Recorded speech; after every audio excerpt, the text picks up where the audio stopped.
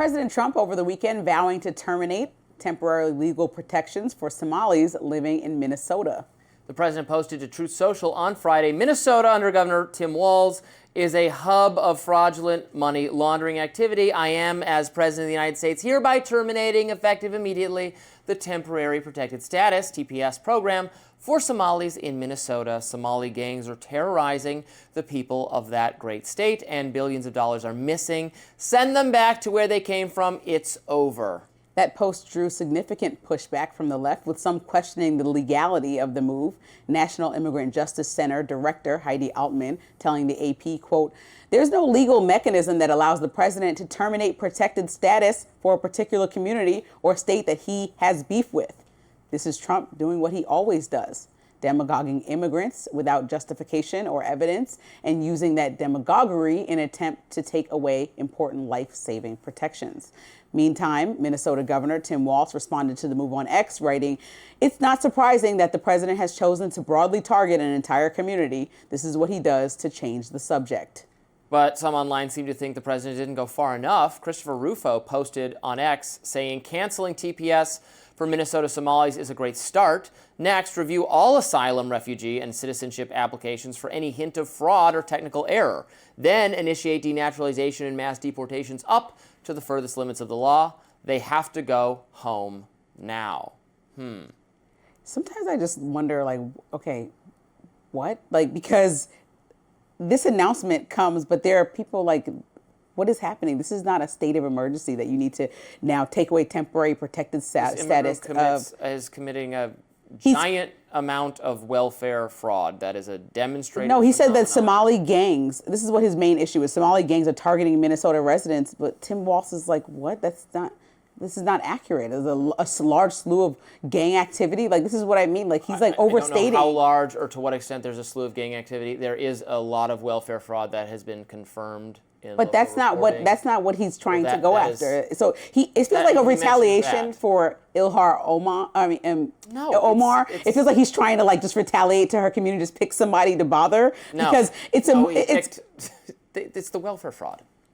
I just think only a tiny fraction of people are going to be affected by the thousands of immigrants that are Somali living in America. So a report that produced for Congress in August said there's only a tiny number of Somalis that are covered by TPS, temporary protected status. That would be 705 nationwide. So he's going to go to the ones specifically in Minnesota, which are only going to be like maybe a couple hundred max, since that has the largest community. And that's who goes. And there's thousands of Somalis all over the country. So what's his to get rid of them? You're describing how he's operating within the confines of the law. Yeah, but I'm just saying this is like a weird thing. So it's good for leaders to say, what are you doing? Like, Tim Walz is like, okay, he's trying to change the subject about something else. Like, look over here, I'm doing this other thing that's bothering. No, I'm really not. I think we should definitely look into whatever he's talking about. But I think contributing to American life.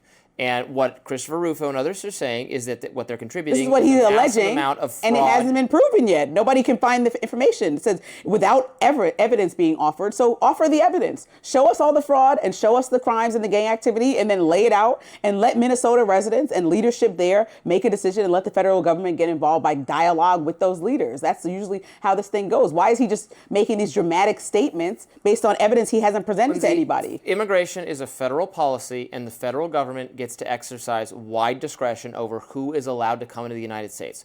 Once you're already in the United States, once you're here, even if you're not a citizen, you are subject to a lot of legal protections because we're a civilized, enlightened, pro-civil liberties country that we don't have a monarchy, we don't just throw people out or throw people in jail willy-nilly. So once you're here, you are subjected to a great degree of protection, and I think that's appropriate. And I've criticized much of the administration's, some of their deportation excesses on that basis.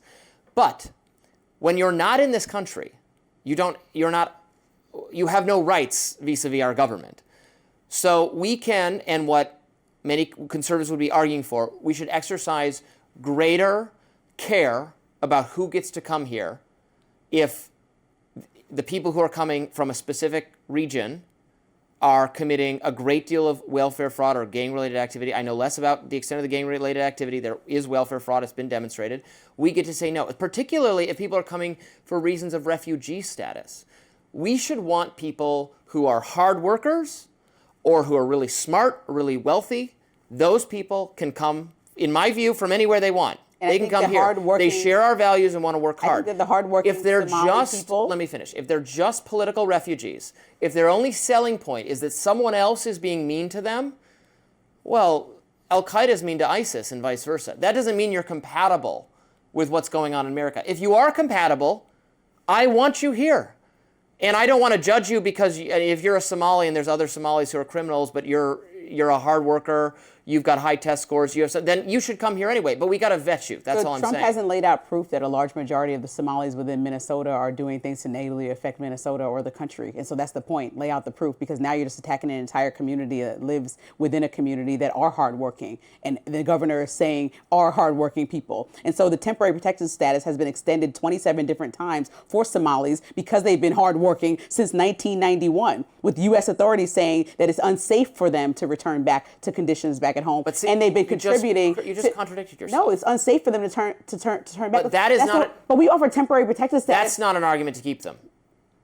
In addition to being hardworking and extending the status because they have contributed, it's also that's why we offer temporary protected status. If you understand what that is, when countries are having extreme circumstances back at home and we offer TPS to people, it's because we don't want to send them back to dire circumstances. So why would we pick Somalis out of all people that we offer a TPS to be the only ostracized group to send back? That's what other leaders like Omar is asking. Why are you picking on this one community in Minnesota that no one is saying? Because of the high degree of but then show fraud. the proof. That's all I'm asking. You have the burden of showing the proof. It doesn't matter the federal government has the authority to do it. I did not claim. You said a minute ago a majority. I don't know that it's certainly not there's no majority of the people in any demographic group who are committing crime. Right, and he wants all of them to go. He wants to remove the temporary protection, so that means everybody would go based off a few bad apples, is what you're telling me. And he showed no proof. I'm asking what the proof is. Can we simply start by as an American citizen? How about if they committed welfare fraud? Can remove we the criminals. Remove any criminal. Okay. Remove anybody who's abusing the system, please. I agree with that. But I think when you're telling the entire residency of Minnesota that they need to go based on findings that you haven't shared, people want to know. Well, he's not saying all Somalians have to go. He's saying we're revoking this policy. So that's going to affect, I told you, a couple hundred people. And again, I don't know how much you can do. This is reality. Is for people who are in this country have certain rights. But I would take a closer look at this policy in the future. For who is being brought here, we're bringing people who, again, not at a majority level, but at a higher degree than the underlying population, are committing welfare fraud, then something is wrong with this policy. And what I suspect is wrong with it is that they're just bringing people here because they're being persecuted. People can be persecuted, and that's sad and wrong, and I'm sorry for them, but that doesn't you're being persecuted doesn't mean you have some right to be in the United States or that it's a good idea to bring you here. The persecution is not enough. The persecution, frankly, should have nothing to do with it.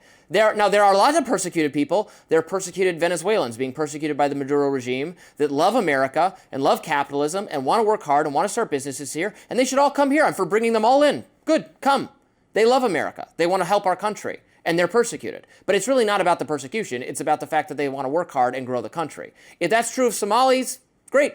If that's true of whoever, bring them here. I don't care Indians, Chinese, Russians, Australians, whatever. I want you here if you're going to work hard or if you're smart. And so does the rest of the country. Already have wealth. So bring does them the here. All polls show that. But I'm not going to bring you here if you're no one's bringing anyone new here. He's trying to revoke temporary protected status. So all I'm saying is that if most of the country agrees that we needed immigration reform, and a lot of people want to start with the violent criminals, again, this is just another step in the direction of just randomly picking other immigrants that are contributing to the labor force in Minnesota because you want to prove some weird point. Can I get you to agree with that if your claim to fame is just that someone hurt you, that is not enough of a reason. And I never said it was, US. but temporary protected status has been granted since 1991 for several of these people in Minnesota. And so therefore they're here and working and they're contributing to our economy. So the conversation is not, oh, someone did something wrong in Minnesota, let's get rid of everybody with TPS in Minnesota. I think that that's not the right way forward on immigration. Well, I certainly don't like collective punishment for people who are already here. Thank you. But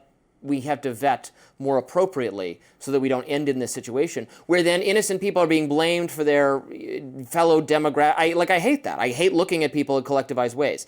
But that requires us on the front end to have a more logical immigration policy so we don't end up in this position where oh my God, there's all these, because that causes people to associate criminality then with a specific group, which is a bad tendency we should work to combat by not being in that situation in the first place. And I think the next step could be having a real conversation and making sure that immigration is on the agenda for Congress in 2026 in the way that it was prior to President Trump winning Yeah, the that'll election. never happen, And sadly. Why not? No, I wish it would, but Oh yeah, that's Congress doesn't want to do anything. a fine next step that will get us that would be both fine. on board. We have a lot more to talk about, guys. do. Stay with us on Rising.